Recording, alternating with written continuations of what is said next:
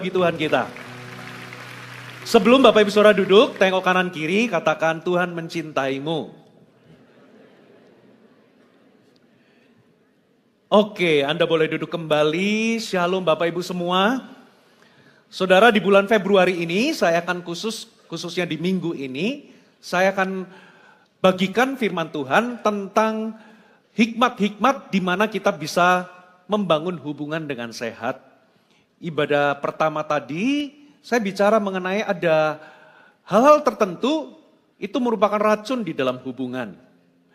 Di ibadah kedua, saya bagikan saudara, kita melihat bahwa dunia ini penuh dengan kemarahan.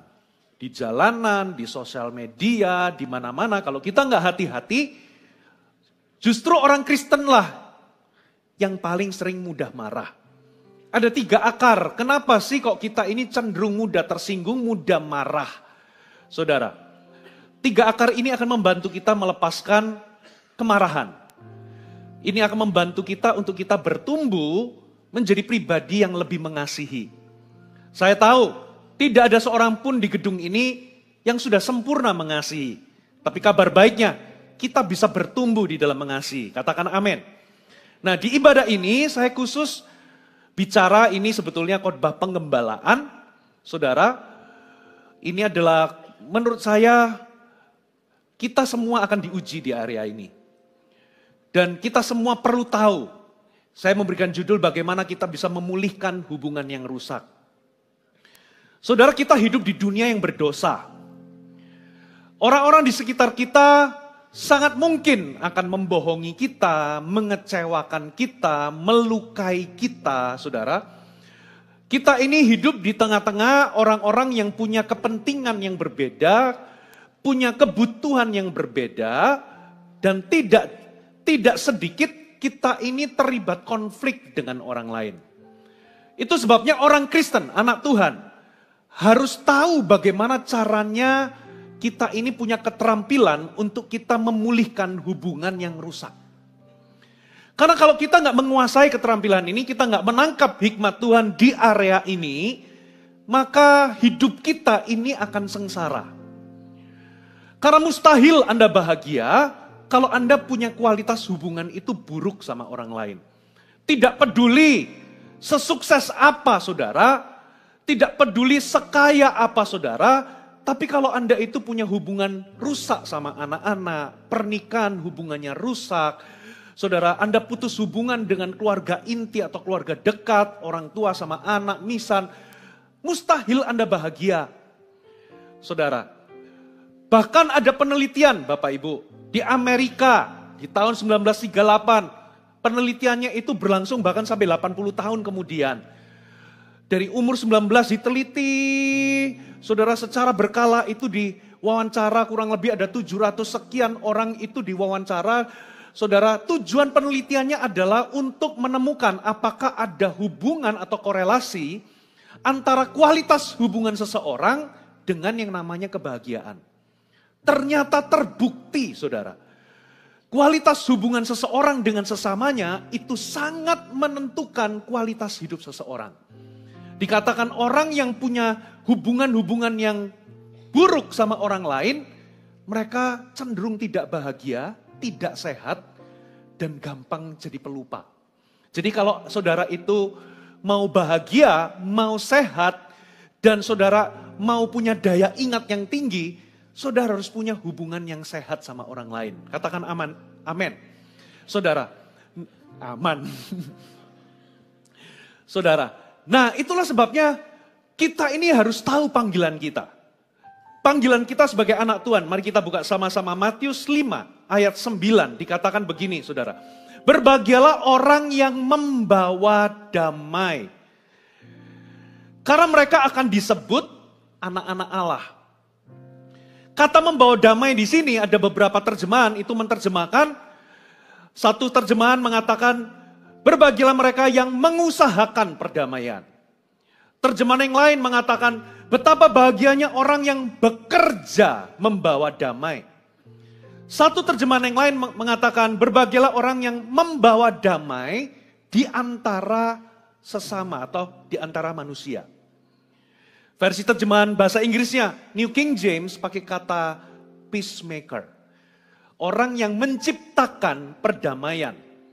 Perhatikan, Alkitab gak mengatakan berbahagialah orang yang suka damai. Karena pada dasarnya kita semua itu suka damai. Kita gak suka kita dalam kondisi stres. Tapi yang dimaksud Alkitab di sini adalah berbahagialah orang yang mengusahakan perdamaian, bekerja membawa damai, bekerja membawa damai di antara manusia. Nah, kalau suka damai itu gampang karena kita semua suka damai. Tapi membawa perdamaian, kadangkala ini sangat sulit, saudara. Kenapa ini sulit, saudara? Karena ini butuh effort, ini butuh kerendahan hati, ini butuh usaha. Halo, amin.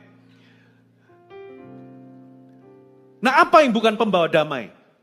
Saudara, yang bukan pembawa damai adalah menghindari konflik. Beberapa orang itu menyamakan pembawa damai dengan menghindari konflik. Kita tahu nih, kita ada masalah dengan seseorang. Tapi kita berpura-pura seolah-olah tidak ada masalah. Kita membersihkan kotoran, itu kita taruh di bawah karpet. Berpura-pura seolah-olah nggak ada kotoran. Kita lakukan itu karena kita nggak mau menyelesaikan masalah. Itu bukan pembawa damai. Pembawa damai itu juga bukan meredakan ketegangan.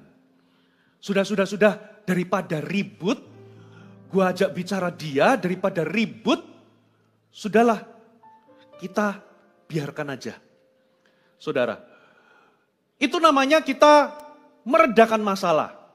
Kita tidak menyelesaikan konflik yang ada, tapi kita membiarkan itu terus berlarut sambil berkata, kami oke, kami nggak ada problem.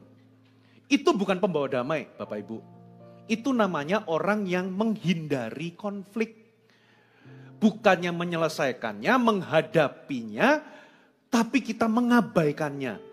Bukan itu yang Tuhan maksud. Peacemaker itu adalah kita berupaya mengadakan perdamaian. Yang setuju katakan amin. Saudara, jadi konflik itu harus diselesaikan. Karena kalau konflik tidak diselesaikan, maka itu akan berpengaruh langsung. Ngefek langsung dalam kehidupan Anda. Paling tidak, kalau Anda tidak menyelesaikan konflik, tidak segera selesaikan konflik, ada 3 hal yang Anda akan alami. Yang pertama, saudara, hubungan saudara dengan Tuhan akan terhalang. Saudara, kita nggak bisa benar dengan Tuhan, lalu salah dengan sesama, itu di waktu bersamaan. Karena apa? Yesus sendiri ngomong, saudara, apa yang terpenting sih? Kasihlah Tuhan Allahmu dengan segenap hati, jiwa, akal budi, kekuatanmu. Tapi ada satu perintah yang lain yang sama pentingnya. Kasihlah sesamamu seperti dirimu sendiri. Kalau engkau nggak mungkin engkau bisa mengasihi Tuhan yang tidak bisa lihat, yang tidak bisa Anda lihat, kalau Anda nggak gagal mengasihi orang yang Anda bisa lihat. Ternyata Tuhan itu ingin kita mengasihi Tuhan dengan cara mengasihi sesama. Katakan amin. Saudara, itulah sebabnya saudara nggak bisa benar dengan Tuhan, salah kepada sesama, itu di waktu bersamaan. Vertikal dan horizontal itu bersinggungan. Bapak Ibu. Makanya kalau Anda punya hubungan yang gak beres dengan sesama, pasti juga terhalang. Makanya Alkitab berkata, saudara, ya kalau engkau gak ngampuni orang, maka Bapa tidak mengampuni, itu doa Bapa kami. Saudara, makanya kita berdoa, ampunilah kesalahanku seperti Bapa Tuhan mengampuni kita. Yang kedua, efek kedua, kalau Anda gak selesaikan konflik, Anda gak bereskan konflik dengan orang, saudara, doamu akan terhalang. Jadi bukan hanya persekutuanmu dengan Tuhan terhalang, tapi doamu juga terhalang. 1 Petrus mengatakan, hai suami-suami, hiduplah bijaksana dengan istri yang merupakan teman pewarismu, supaya doamu tidak terhalang. Mungkin Anda berpikir ini ayat untuk suami saja. Sebetulnya ini vice versa. Saudara, Hai istri-istri, kalau engkau tidak bisa tunduk atau tidak menghargai suamimu, doamu juga terhalang. Bapak Ibu, bahkan ada satu ayat Alkitab di kitab Markus. Percayalah kepada Allah, kalau engkau berkata kepada gunung ini beranjak, ya maka gunung itu akan beranjak.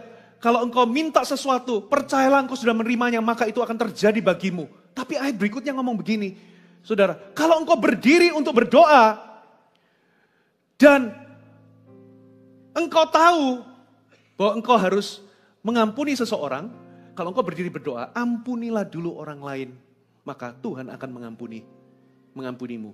Berarti waktu kita berdoa, kalau kita punya hubungan dengan sesama itu gak beres, maka doa kita akan terhalang. Dan bukan hanya itu, kalau yang tadi orang yang salah sama kita, makanya kita harus ngampuni. Tapi ada ayat lain di Matius 5, kalau engkau membawa persembahan, lalu tiba-tiba engkau ingat, ada seseorang itu punya ganjalan terhadapmu, versi yang lain itu pakai kata marah kepadamu atau sakit hati kepadamu, tinggalkan dulu persembahan, ya pergi cari orang itu, bereskan dulu, baru kembali berikan persembahan. Saudara, berarti hubungan kita dengan Tuhan dan doa kita itu sangat ngefek dengan hubungan kita dengan sesama. Yang ketiga, saudara, kalau Anda nggak bereskan konflik, Bapak Ibu, saudara yang ketiga yang pasti adalah itu menghalangi kebahagiaanmu. Saudara, saya kasih contoh. Saudara mau liburan di tempat yang indah, ke Bali, Switzerland, ke mana? Ke US yang indah-indah, ke Kanada. Kalau selama Anda liburan tidak peduli seindah apapun tempatnya, kalau di tempat itu Anda bertengkar hebat sama keluarga, maka itu bukan lagi momen-momen yang menyenangkan atau membahagiakan. Betul atau betul? Tidak peduli saudara pencapaianmu apa, gelarnya apa, Anda terkenal, wajah Anda terpampang di sosial media atau di majalah bisnis menjadi top 100 orang yang paling kaya, tapi kalau Anda punya hubungan itu rusak sama orang, Anda sama anak itu nggak akur, Anda putus hubungan dengan keluarga dekat, maka sulit atau mustahil untuk Anda merasa bahagia. Karena Tuhan menempatkan kebahagiaan itu di dalam hubungan, bukan di barang.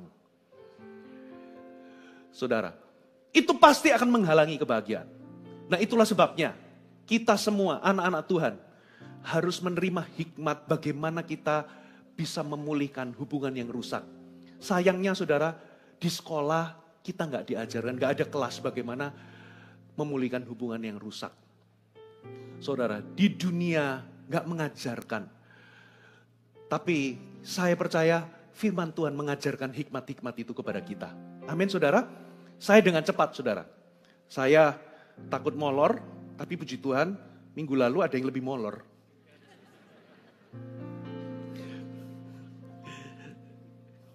Aman ya. Oke saudara. Bagaimana kita bisa, ini ada 7 poin yang saya bagikan saudara. Nanti ini poin kena di mana, saudara terimalah ini sebagai firman yang memperlengkapi saudara. Ya, bagaimana kita bisa selesaikan atau memulihkan hubungan yang rusak dalam kehidupan kita? Apa langkah-langkahnya? Yang pertama, catat baik-baik. Bawa di dalam doa. Saudara sebelum, kenapa ini saya letakkan di nomor pertama? Sebelum Anda itu membicarakan masalah itu kepada seseorang, teman atau siapa, sebelum Anda menggosip masalah itu kepada orang lain, kalau Anda memang mengejar rekonsiliasi atau pemulihan hubungan, selalu pertama-tama bicara dulu bukan ke manusia tapi ke Tuhan. Ketika kita bicara dulu ke Tuhan, bawa dalam doa dulu, sebetulnya kita sedang memberikan kesempatan kepada Tuhan untuk mengubah hati orang. Halo amin. Karena manusia nggak bisa ubah orang. Anda mau tuntut, mau kondisikan, saudara, manusia nggak bisa ubah. Yang bisa mengubah hati orang itu adalah Tuhan. Katakan amin. Tapi Pastor Puji, saya ini sudah doakan untuk orang berubah, tapi kok gak berubah-berubah. Jangan-jangan yang memang Tuhan mau ubah adalah Anda, bukan pasangan. Kadang kita tunggu-tungguan, saudara. Tuhan, aku berdoa supaya keadaan berubah. Aku berdoa supaya orang berubah. Paulus itu berdoa supaya utusan iblis itu mundur daripadanya. Itu duri dalam dagingnya. Itu adalah orang-orang sulit yang menyulitkan dia, menganiaya dia. Yang membuat dia itu difitnah. Dia itu berdoa supaya utusan iblis itu mundur, tapi ternyata doanya nggak berubah-berubah orang-orang itu, malah tambah ganas. Dari situ dia sadar ternyata Tuhan itu ingin dirinya yang berubah. Karena dia menerima pewahyuan-pewahyuan yang luar biasa, Tuhan memberikan suatu duri dalam daging supaya dia nggak sombong. Jadi pertama-tama, kenapa kita perlu bawa dalam doa? Karena yang pertama-tama, kemungkinan besar yang Tuhan mau ubah adalah hati kita dulu. Waktu kita berdoa. Saudara, saya pernah berurusan dengan orang sulit. Dan di momen-momen kritis di mana saya itu lagi betul-betul terluka, tertekan, marah.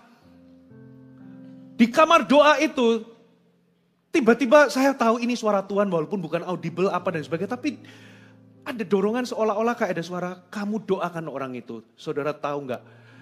Untuk beberapa menit, terus terang mulut saya keluh dan nggak bisa doa. Doa berkat untuk orang ini. Sampai beberapa saat akhirnya saya berdoa, tapi mulut dengan hati belum sinkron. Dengan kata lain doanya masih lip service. Tapi tahukah saudara, waktu saya betul-betul saya berdoa, yang pertama-tama berubah adalah perasaan saya terhadap orang tersebut. Katakan orang tersebut, Anda pasti punya orang tersebut dalam kehidupan saudara. Itu adalah orang-orang sulit. Itu bisa jadi mertua Anda, bisa jadi mantu Anda, bisa jadi itu anak, atau itu bisa jadi rekan pelayanan. Saudara, kita ini punya orang-orang sulit dalam kehidupan kita. Waktu saya berdoa dengan tulus memberkati, pertama-tama yang berubah adalah perasaan saya terhadap orang itu, tiba-tiba hati saya berubah. Saudara. Dan Tuhan juga bisa ubah orang itu waktu kita doa. Katakan amin. Saudara, Anda perlu latihan, saudara. Sungguhan, ini firman, ini gak mudah dilakukan, tapi Anda perlu latihan. Ya, latihan apa? Mendoakan orang-orang yang menyakiti Anda atau merugikan Anda. Doanya apa Pastor Fuji? Beberapa di antara Anda doanya adalah Tuhan hukum dia. Buat tokonya sepi. Saudara, baru-baru ini, beneran loh. Saya ini pinjem topi anak saya nomor 1. Kita lagi pergi bareng, ketinggalan saudara. Saya menghilangkan topi anak saya. Waduh hilang, saya itu menyesal. Walaupun topi itu bukan nilainya yang jutaan gimana, tapi rasa kok bisa sih kok aku ketinggalan. Jadi waktu duduk di kendaraan umum waktu kita itu pergi jalan sama-sama, saya taruh di paha, terus waktu keluar saya nggak ambil, ternyata jatuh. Jadi begitu kendaraan lewat, ketinggalan, sayang. Singkat cerita akhirnya saya cari-cari untuk ganti topi anak saya ini. Nemu saudara. Saya itu cari di sosial media, ketemu topi yang sama tapi dibandel 10 topi. Merek yang sama tapi harganya miring. Saudara, 10 topi dengan harga segini walaupun gak yang jutaan. Ini murah ini. Saya beli. Akhirnya saya ngomong sama anak saya, nanti papa ganti. Waduh papa bang, nanti tak beliin 10 kamu. Saya tunggu 5 hari gak datang-datang, ternyata penipu saudara. Saya ketipu ternyata. Ini pendeta ketipu saudara. Tahu gak, perasaannya itu jengkel banget. Itu kayak aku sudah kehilangan topi, beli topi malah ketipu. Itu sudah jatuh ketimpa tangga. Walaupun nilainya itu gak yang mahal, tapi perasaan saya itu kok merasa bodoh. Pernah gak Anda ketipu itu, kok sebodoh ini aku ini kok ketipu. Perasaannya itu gak enak. berapa hari itu kalau ingat gak enak, saudara. Sampai di backstage di gereja, waktu jam kantor itu, saudara. Saya kan kantornya di belakang itu. Saya sengaja berdoa secara pribadi loh, saudara. Sungguh-sungguh saya ngomong gini, Tuhan, aku berkati orang yang nipu saya ini. Sungguhan Tuhan, aku gak berdoa supaya dia ini, tapi aku berdoa supaya lewat doaku ini, dia itu tiba-tiba ketemu sama Tuhan Yesus. Maksudnya bukan mati, bukan. Ketemu sama Tuhan, terima Injil, lahir baru. Pokoknya benar-benar saya doakan, aku berkati Tuhan, aku rela udah kehilangan uang segini. Karena apa mungkin orangnya butuh, Tuhan berkati. Dalam nama Yesus aku berkati keluarganya, tak berkati dengan segenap hati. Terus di ujungnya saya nggak minta kecelakaan, saya nggak minta penyakit apa, pokoknya aku berkati. Dalam hati saya itu bisa kayak pasti Tuhan ganti. Nggak selang berapa hari, sudah 2 hari kemudian saya tiba-tiba ada orang yang saya itu nggak kenal. Saya diberkati, saudara, diganti uangnya beberapa kali lipat. Beberapa di antara saudara berdoa, tapi Anda salah berdoa. Karena doamu untuk Anda pakai untuk memuaskan hawa nafsu, untuk balas dendam, supaya doa Anda itu pamer. Anda berdoa supaya orang lain kecelakaan. Ya, saya benar-benar gak balas, saya punya nomornya, walaupun saya tahu mungkin diblok. Tapi biasanya reaksi otomatisnya ada apa, saudara? Kita langsung biasanya apa? Kita maki-maki orangnya, kita marah-marah. Saya gak lakukan satupun. Kecil sih. Tapi saya mau latih diri saya memberkati orang yang merugikan kita. Nah, kalau Anda tahu ada seseorang yang menyakitimu, melukaimu, saudara, berdoalah.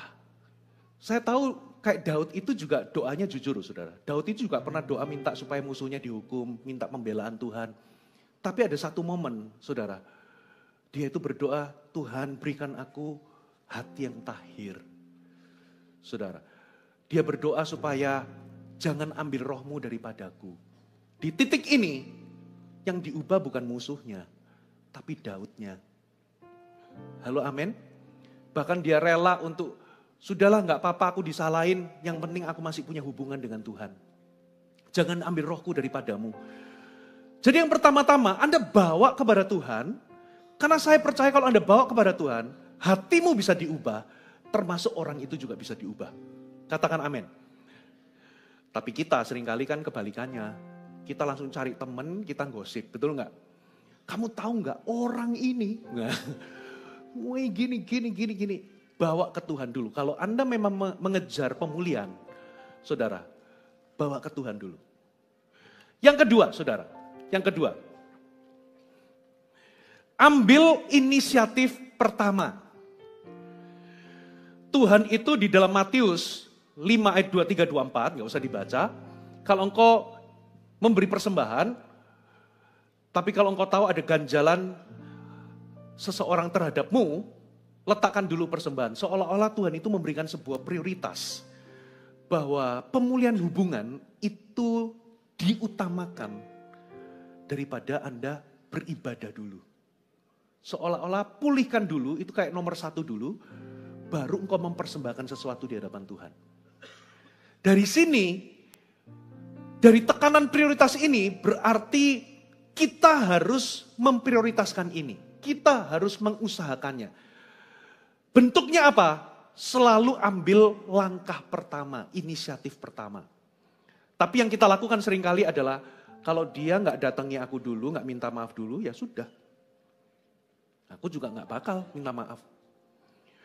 Saudara, kenapa kita nggak boleh berpikiran seperti itu? Karena yang bersangkutan pasti juga mikirnya begitu sama kita.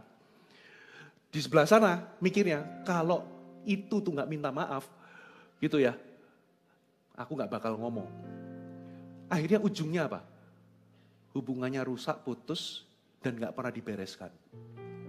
Itu sebabnya siapa, kalau Anda yang menyadari dulu ada sesuatu, saudaralah yang ambil inisiatif pertama.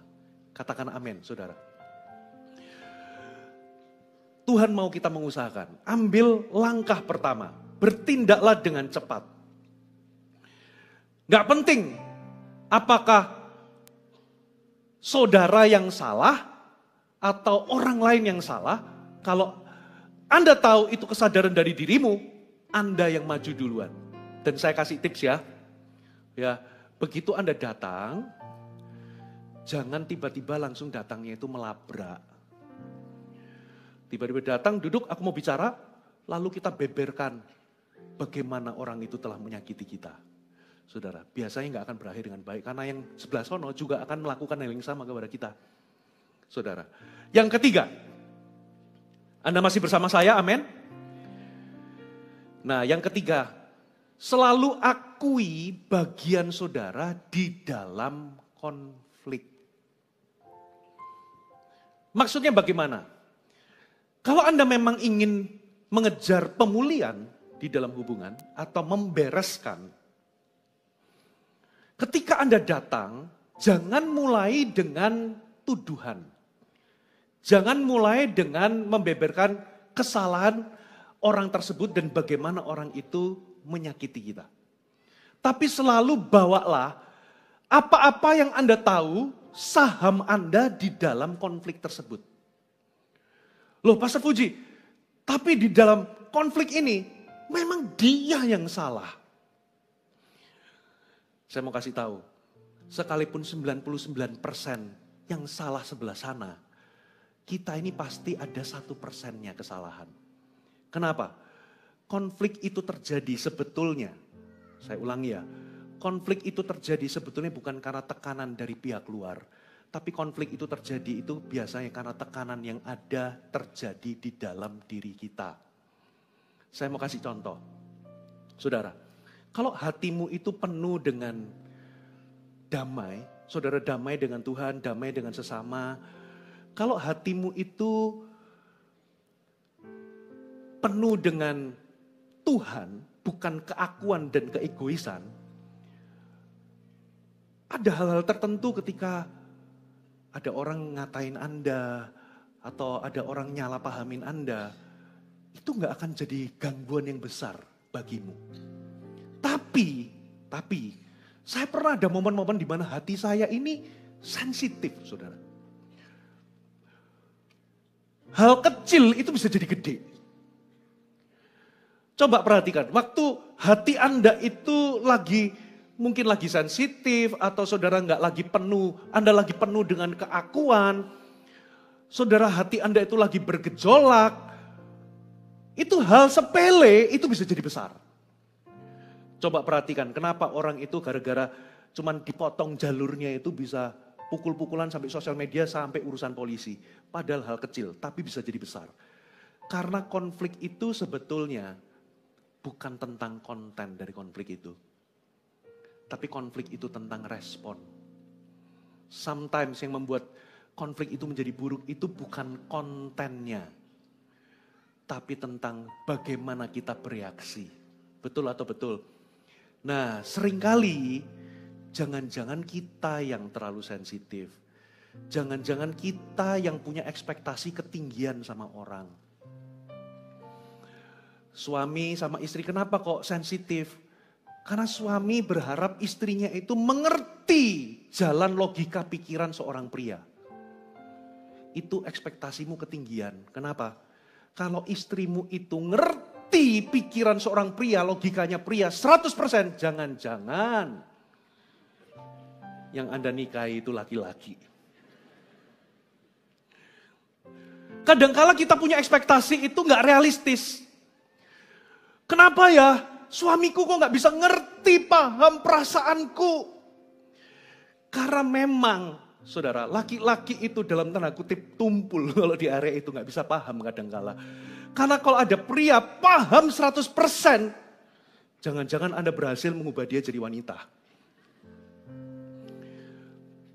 Kadang-kadang kita punya standar, ekspektasi orang itu harus memenuhi kebutuhan kita, itu sesuai dengan idealisme dan standar kita.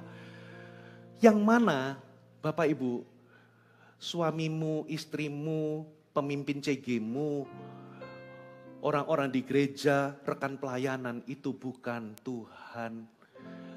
Itu adalah manusia biasa yang juga bisa buat salah. kadangkala kita punya ekspektasi ketinggian. Tadi pagi saya sempat cerita sedikit tentang ini. Ya, pertama kali 3 bulan saya pacaran sama istri saya waktu masih pacaran. Istri saya kaget-kaget. Kenapa? Karena saya ini lahir dibentuk dari keluarga yang kurang ekspresif. Gitu ya. Apalagi dulu zamannya revival seolah-olah no time for love. Jadi begitu pacaran, saya itu cueknya bukan main. Pergi pelayanan ke Makassar dari landing sampai malam hotel, saudara, hotelnya nggak ada signal, saya nggak berusaha ngabarin. Rupa-rupanya itu besar buat dia. Sempat dia itu katanya ini benar apa enggak, sempat berpikir apa putus. Kenapa kok seperti itu? Karena dia punya ekspektasi kalau menikah sama pengkhotbah hamba Tuhan itu pasti sempurna. Kayak malaikat. Kagak, saudara, kami ini manusia biasa. Jangan-jangan yang salah adalah harapanmu.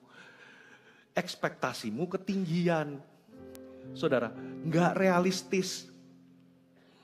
Halo, amin. Coba Anda ketemu Pastor Philip. Loh, kok Pastor Philip?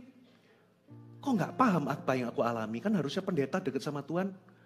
Mengerti apa yang aku alami. Kalau 1-2 orang jemaat ya nggak apa-apa. Tapi kalau jemaatnya 30.000, 100.000 dan harus mengerti semua kondisi dan kebutuhan jemaat, ya Anda yang salah ekspektasi. Aku lagi kesusahan, kok Pastor Puji nggak telepon aku, nggak memperhatikan aku. Bapak Ibu, pendetamu itu bukan dukun.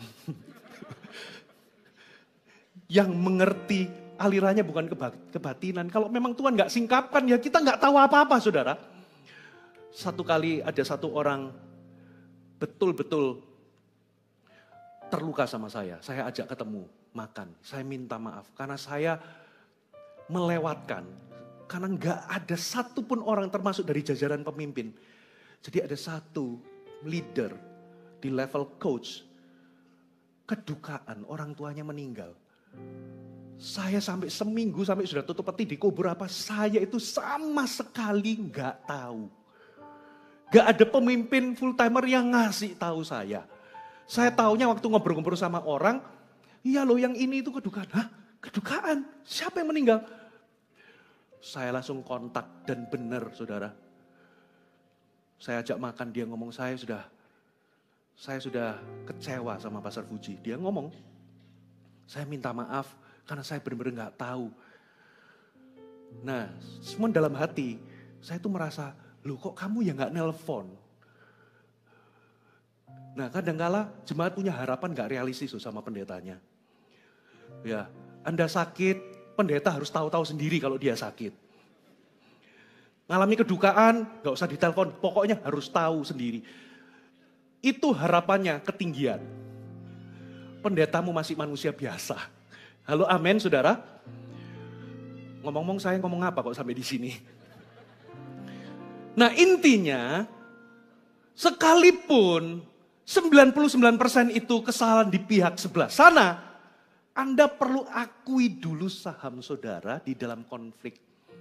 Jangan-jangan aku yang kurang peka, jangan-jangan aku yang berlebihan atau berasumsi terlalu buruk.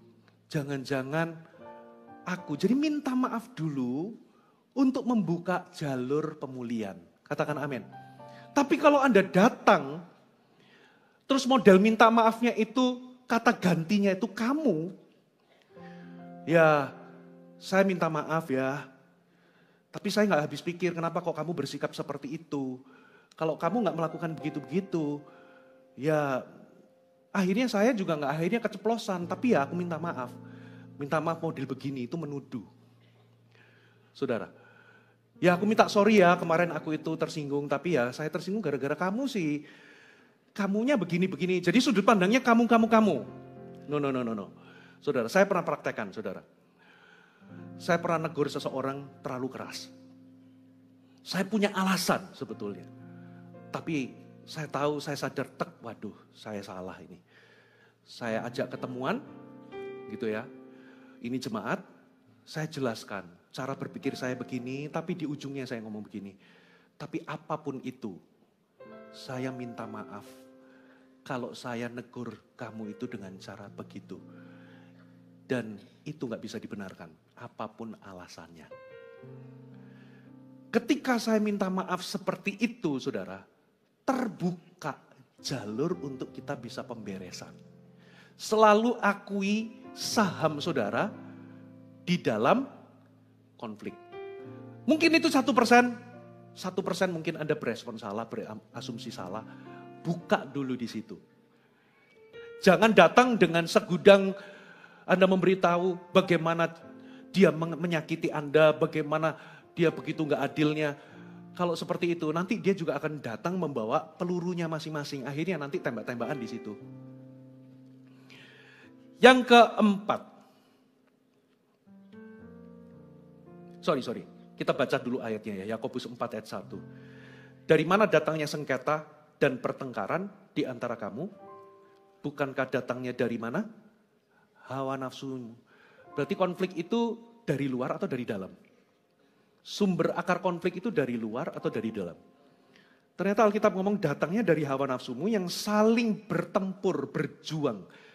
Itu adalah keinginan-keinginan egois yang berjuang di sini, di dalam.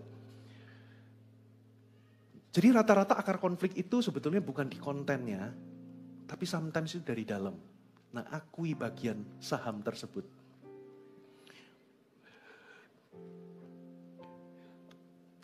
Satu kali saya konseling sama seorang suami, saudara, dia merasa bahwa sumber konflik karena dia itu sudah sama istrinya itu hubungannya rusak, sak.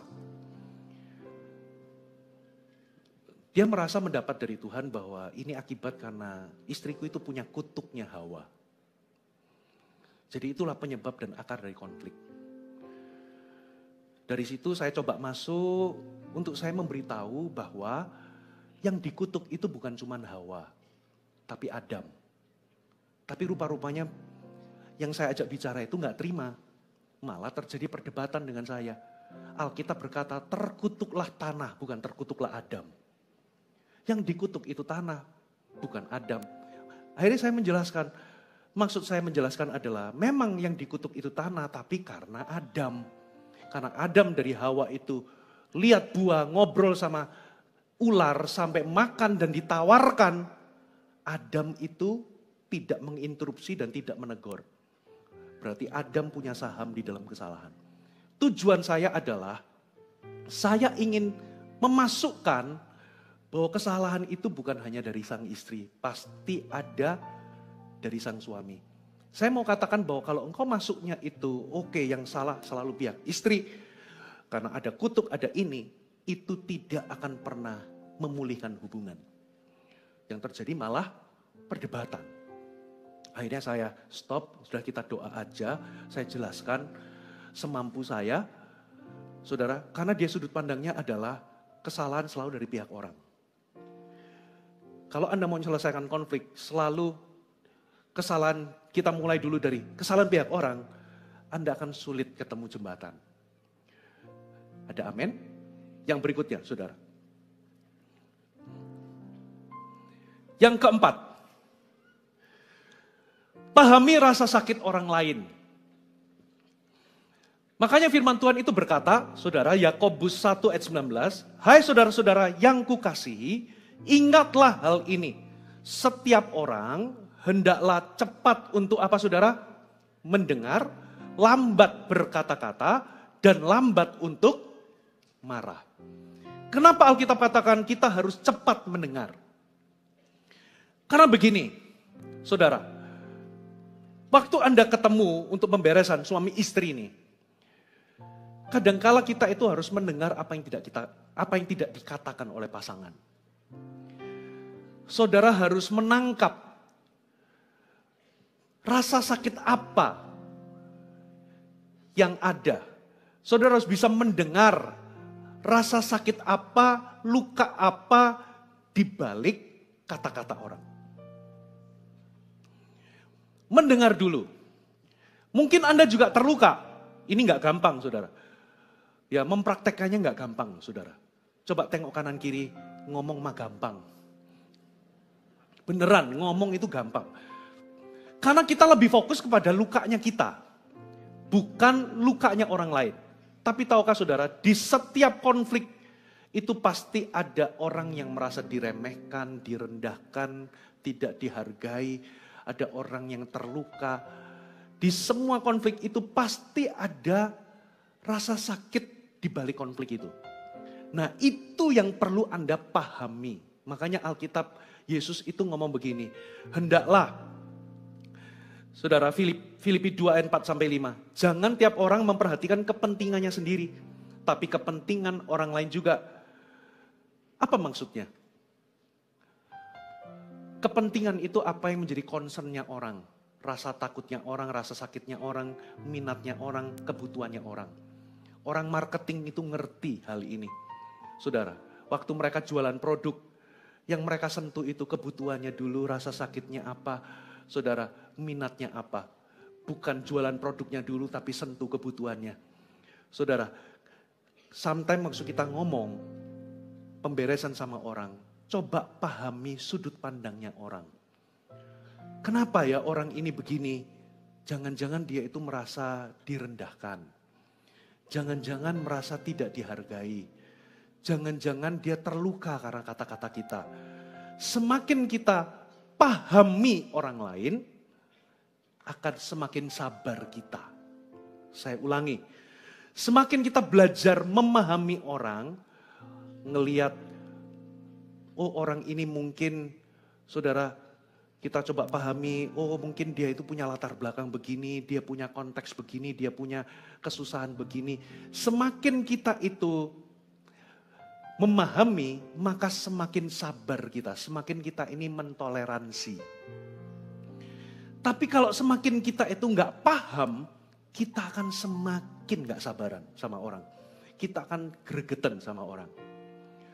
Coba ya, saudara, kenapa kok saya berani ngomong begini? Karena saya pernah juga di posisi yang salah.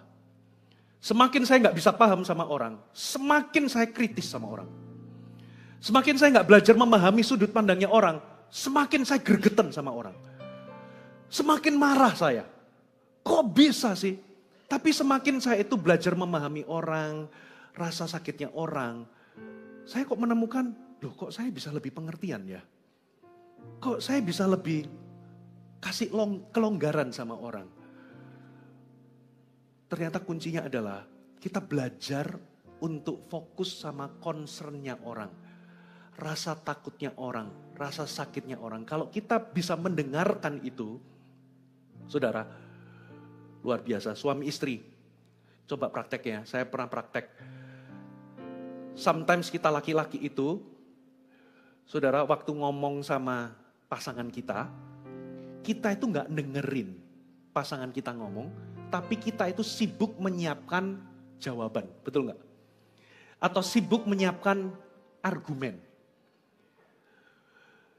Yang terjadi adalah kita nggak mendengarkan pasangan kita, tapi kita siap jawab sudut pandangnya kita. Ujung-ujungnya kita bertengkar tambah hebat.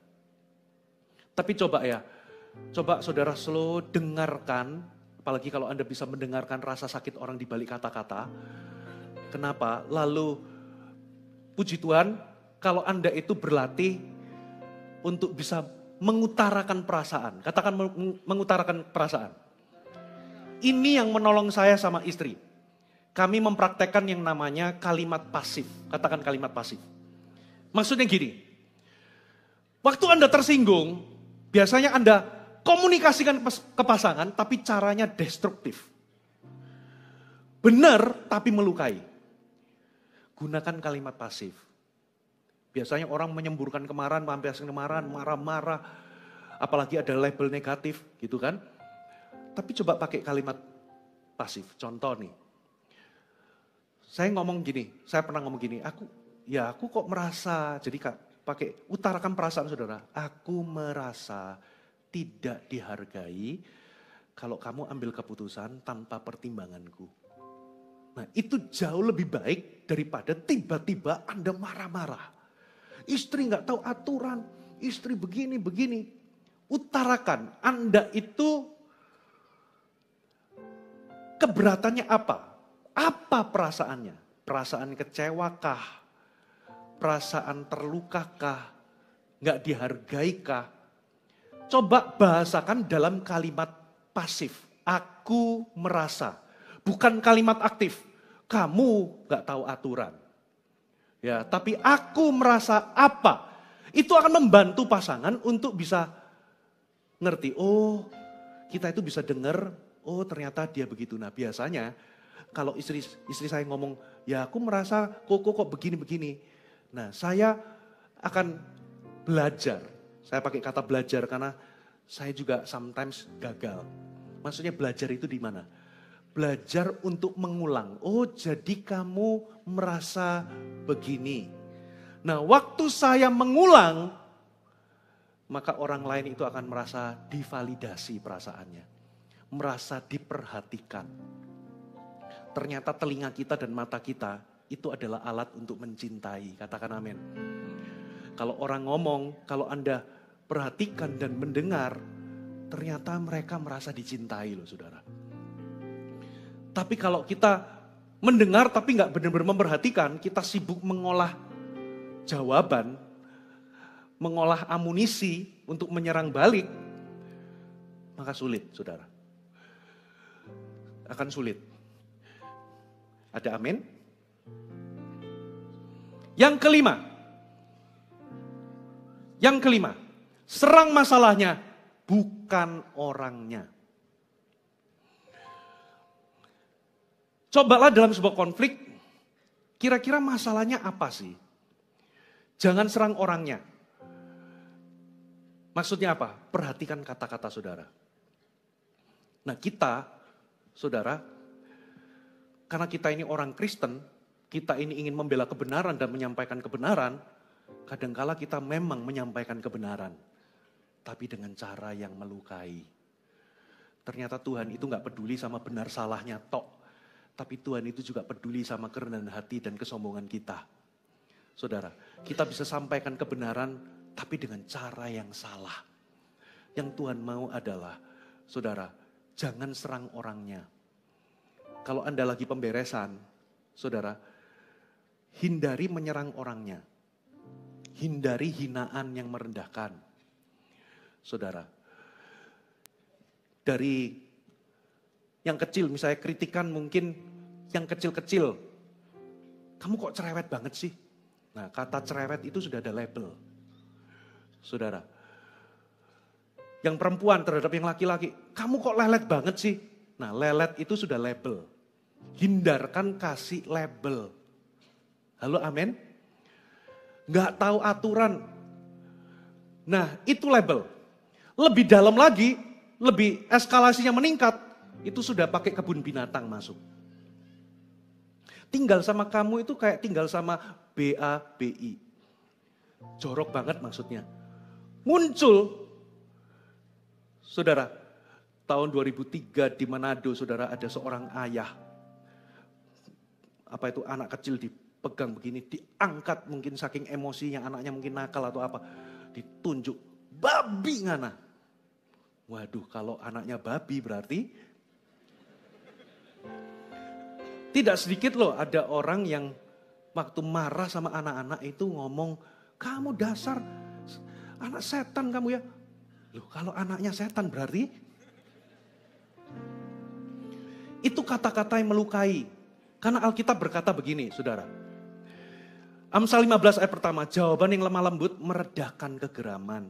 Tapi perkataan yang pedas membangkitkan marah. Amsal 16 ayat 21, orang yang bijak hati disebut berpengertian. Dan berbicara manis, kalau kata-kata kita itu bukan pedas tapi manis, itu lebih dapat meyakinkan.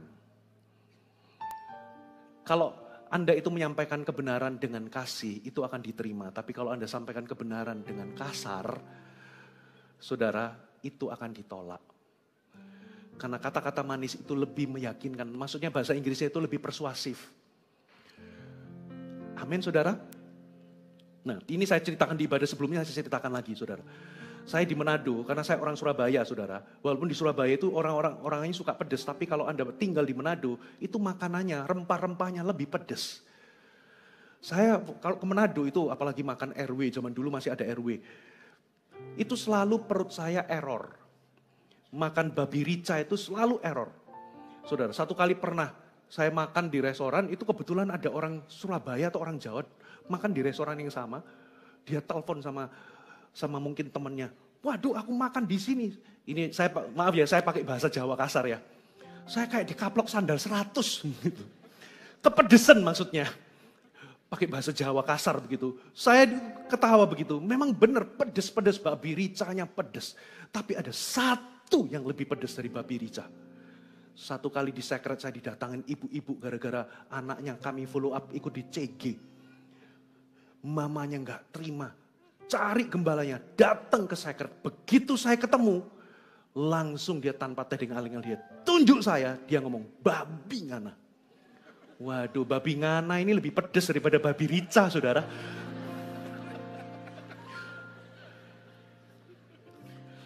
Yang nggak tahu artinya babi ngana, nanti tanya sama Pak Melki.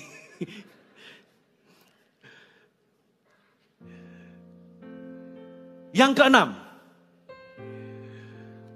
bekerja samalah memperbaiki masalah. Maksudnya bekerja sama itu begini. Ketika Anda konflik sama seseorang, selalu Anda itu harus berada di ground yang sama. Ini bukan antara si A dan si B. Ini kalau saya gambarkan kayak gini ya.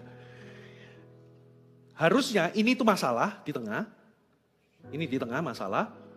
Kita itu ada di ground yang sama untuk menghadapi masalah ini. Bukan kita satu lawan satu sama orang. Definisikan masalahnya di mana? Komunikasinya kah? Miss-nya di mana? Ingat jangan serang orangnya. Di mana miss-nya? Apakah ada kesalahpahaman? Atau ada asumsi negatif? Atau di mana? Nah, saudara bekerja sama itu Anda bergerak sebagai satu tim. Kalau Anda suami istri, bergerak jadi satu tim. Anda bergerak bersama-sama untuk menghadapi masalah tersebut. Bisa jadi itu akarnya adalah masalah apa? Finance. Atau itu tiba-tiba masalah pekerjaan tapi dibawa ke rumah. Atau masalah apa yang membuat saudara itu capek sama-sama penuh. Jadi waktu komunikasi dua-duanya meledak. Situasi apa? Coba bicarakan. Anda sebagai satu tim hadapi masalah itu bersama. Itu namanya bekerja sama. Katakan amin. Definisikan. Apa sih problemnya? Tapi yang terjadi, kita itu saling attack. Kita saling menyalahkan. Saudara. Dan ujung-ujungnya, saudara, beberapa orang itu menganggap bahwa kenapa kok pernikahannya gagal itu karena ketidakcocokan. Selalu ketidakcocokan itu dijadikan alasan. Bapak Ibu, pernikahan itu gagal bukan karena ketidakcocokan, tapi karena ketidakdewasaan. Jadi solusinya cuma satu, grow up, bertumbuhlah, jadilah dewasa. Saudara, karena apa? Cocok gak cocok itu bukan penyebab gagalnya sebuah hubungan. Penyebab gagalnya sebuah hubungan itu adalah ketidakdewasaan. Karena kalau Anda pakai ketidakcocokan sebagai alasan Anda itu pisah atau putus hubungan sama orang, saudara, sebetulnya orang itu bisa rusak hubungannya itu bukan karena perbedaan sebetulnya, tapi karena persamaan. Katakan persamaan. Apa? Sama-sama keras kepala. Sama-sama gak mau ngalah. Betul gak? Jadi sebetulnya bukan perbedaan yang memisahkan orang. Kesamaan. Sama-sama gak mau ngalah. Sama-sama gak mau minta maaf. Sama-sama gak mau duluan untuk berinisiatif. Saudara, itulah sebabnya hari ini saya kasih Anda PR. Ini gak gampang. Saya mengalaminya, saudara. Saya juga pernah mengalaminya sama anggota keluarga. Itu sulit. Saya itu sampai berdoa seperti seperti siapa itu yang di Yakub mau ketemu sama Esau. Itu sampai saya minta berdoa untuk terjadi jalur pemulihan. Saya harus minta maaf sama seseorang karena saya merasa saya utang maaf. Itu mengganjal di hati. Itu saya doakan. Karena saya pernah rusaknya hubungan itu sampai benar-benar rusaknya itu sampai kalau saya datang itu noleh saya itu pun gak mau. Karena saking marahnya sama saya. Dan saya sadar saya punya saham di dalam usaha. Itu saya sampai berdoa. Sampai saya puasain. Dan I tell you, Tuhan itu menjawab doa loh. Beneran dikasih kesempatan ada satu momen saya minta maaf. Saudara, hari ini, saudara kalau saya pas ke Surabaya, saya selalu diajak makan. Hari ini, saudara, pemulihan itu bisa terjadi. Memang kelihatannya sulit, tapi kalau Anda mau, saudara, berapa banyak Anda sudah putus hubungan? Ada sama adik atau kakak sudah bertahun-tahun gak pernah nyapa. Ada orang itu sama orang tua udah gak nyapa sama anaknya, udah bertahun-tahun. Putus hubungan gitu aja. Kakak adik dulu main kelereng bersama-sama, waktu gede itu sudah gak ngomongan sama sekali. Saudara, dan kebetulan kalau salah satunya itu adalah jemaat GMS, dan Anda dengar khotbah ini, berarti yang ambil inisiatif pertama adalah Anda. Gak gampang, ini khotbah susah ditelan loh saudara, ini khotbah pengembalaan. Saudara, dan Anda tahu mungkin itu juga, itu bukan keluarga tapi itu teman. Mungkin teman CG, dulu pelayanan bareng tapi salah paham, tiba-tiba Anda saling menarik diri. Sudah gak ngomongan bertahun-tahun, ada ganjelan tapi Anda, gak apa-apa, gak ada apa-apa. Saudara, Anda harus inisiatif.